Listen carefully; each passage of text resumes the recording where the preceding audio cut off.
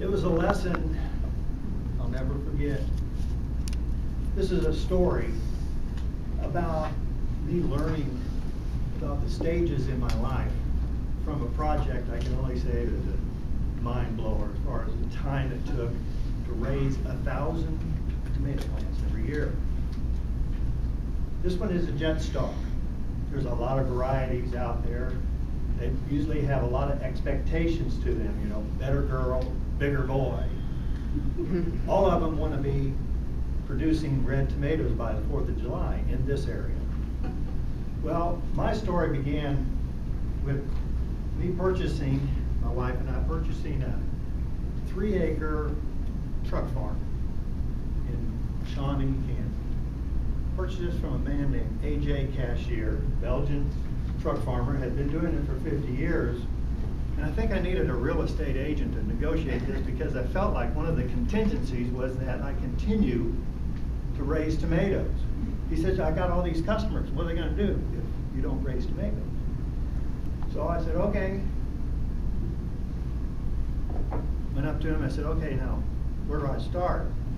And he gave me 3 tips, and that's all he ever gave me, 3 tips. He says, first of all, you're new at this. He goes, we're going to start off small. He said, I think 1,000 is enough for you.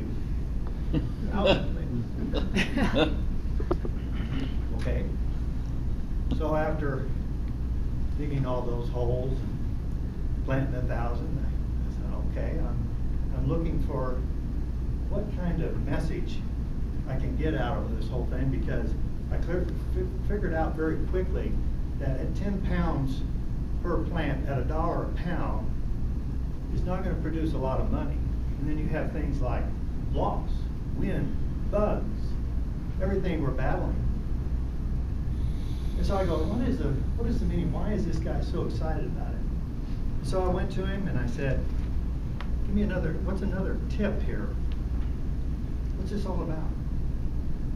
He thought about it, kind of a philosopher. He says, it's all about one main stem. Okay. Main stem. And so it produces the fruit, I thought. But it had a deeper meaning I could see. And I said, boy, I really had a lot of questions, so I went to him again. Tell me some more. And he said, well, really not much more. He goes, just follow the protocol. But then he said, you know what? I'm hesitant to tell you this. I'm 85 years old, got a heart condition. He says, but you got to learn one thing. They talk to you.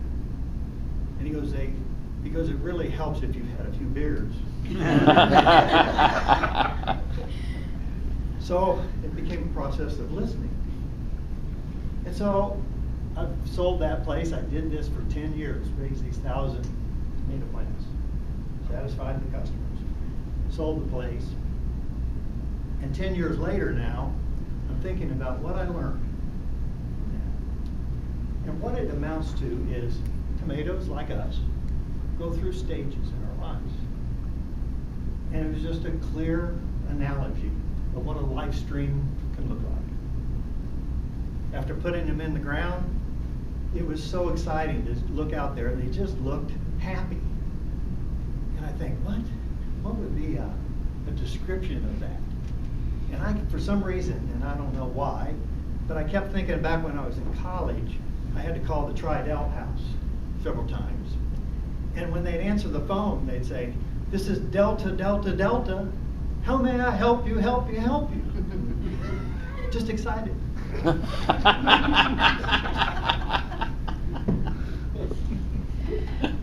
Quickly, they became adolescents. About this stage right here.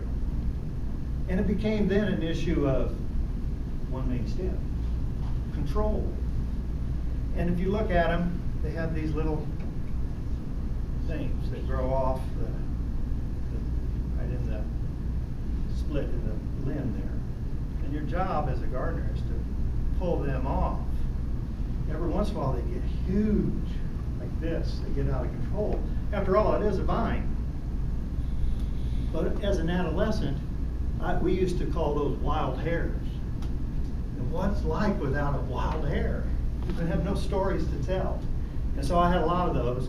And I had society, my parents and teachers always trying to rein me in, wanted me to go with one main stem. So they would try to pluck these things off and take away all the fun.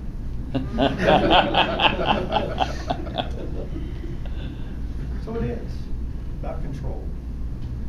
And if you look at yourself on a scale of 1 to 100, how much do you need to control? The tomato place is exactly a good place to do it. After all, once again, it is a vine, and it's going to go crazy. That's what they're designed to do. So what we, as gardeners, we stake them, we tie them, we bind them up, hoping that we can control the whole thing. It's fun, a lot of work. At some point, I remember thinking, boy, I need a little break. And Julie talking about resistance. I was sitting on my lounge chair out there just kind of looking at all these tomatoes, enjoying the nice day. And AJ stopped by, and my rusty old hoe was leaning against the tree. He says, don't you think it's time to scour the hoe? Rusty and everything. I said, well, actually I'm waiting for the weeds to get tall enough so they got a handle I can grab a hold of. Resistance doesn't pay. So it's a lot of work to get caught up with that. The lessons continue. We got a stage that I can only call growth. That's where we have this expectancy. We got our college degrees, we got everything going for us. We got our work lined out. And so it's all about bearing down and producing. It's a fun time. My life, I had periods where growing a business, the sales territory. It's a time that either if you do or you don't. And at this time you look around and you realize, there's 1,000 tomato plants. And really, very few fail. Most of them make it. There's maturity. And there's a time in the life cycle of a tomato plant that it gets to be September.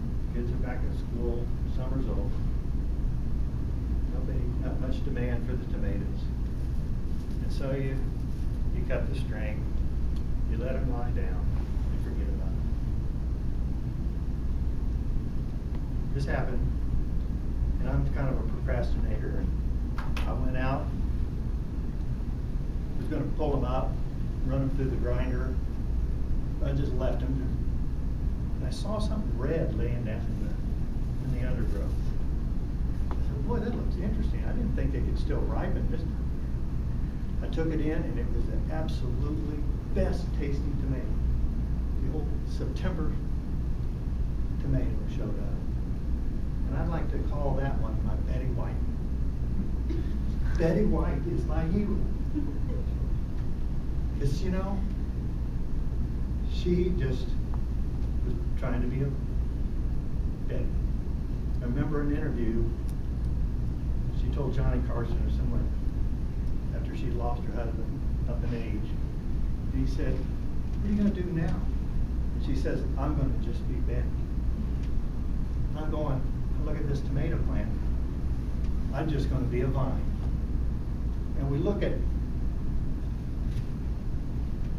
what we try to do. What's our purpose? It's just to be who we are.